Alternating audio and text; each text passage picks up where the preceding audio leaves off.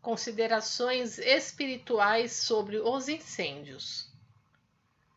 Obviamente, todos sabem como ocorrem os incêndios. A maioria deles, como temos visto frequentemente nos jornais, é causada por fósforo, cigarro, braseiro, aquecedor elétrico, etc. Geralmente tem como motivo o descuido do ser humano. Evidentemente, isso não está errado.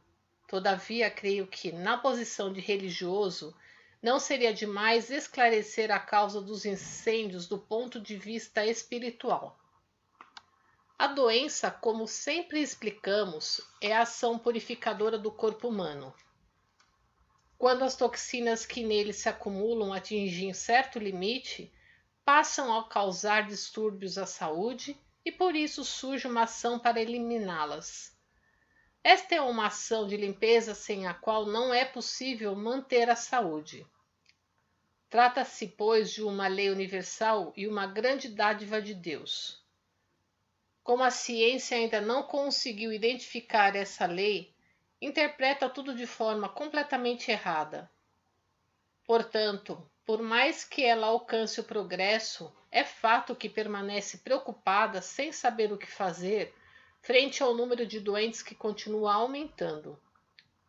Talvez achem estranho eu falar de doença para explicar as causas do incêndio, mas na verdade a causa de ambos é a mesma, visto que o incêndio também é uma ação purificadora. A causa das tempestades também é o acúmulo de impurezas no mundo espiritual, ou seja, nuvens espirituais. E estas são originadas pelo mau sonem, más palavras e más atitudes do ser humano, e as tempestades sobrevêm como ação de purificação e de limpeza dessas nuvens. Ou seja, elas são dispersadas pelo vento, lavadas e carregadas pela água e secadas pelos raios solares. Assim se processa a purificação. Conforme pudemos ver, a doença é a ação de purificação e de limpeza do corpo humano, da mesma forma que a tempestade é do ambiente terrestre. O mesmo se dá com as edificações. Quando as impurezas nelas acumuladas atingem certo grau, ocorre o incêndio, que é uma ação purificadora. Essas impurezas se devem ao fato de ter sido empregado dinheiro sujo nessas construções e ao acúmulo de más ações por aqueles que as utilizam. Em relação a isso, tempos atrás, ouvi um caso interessante relatado por uma pessoa que tinha o dom da clarividência. Alguns anos antes do grande terremoto que atingiu a região leste do Japão, andando pelas ruas de Tóquio, ela teve uma visão espiritual. E em lugar de casas e prédios magníficos, ela viu barracos enfileirados e achou estranho.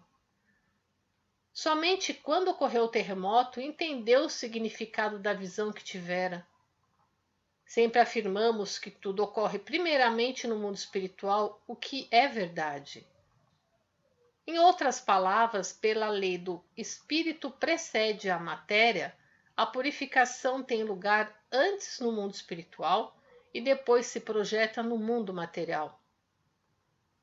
Por ocasião do recente incêndio da cidade de Atami, o edifício onde funcionava a nossa sede provisória, apesar de ter sido cercado pelas chamas, não foi tomado pelo fogo.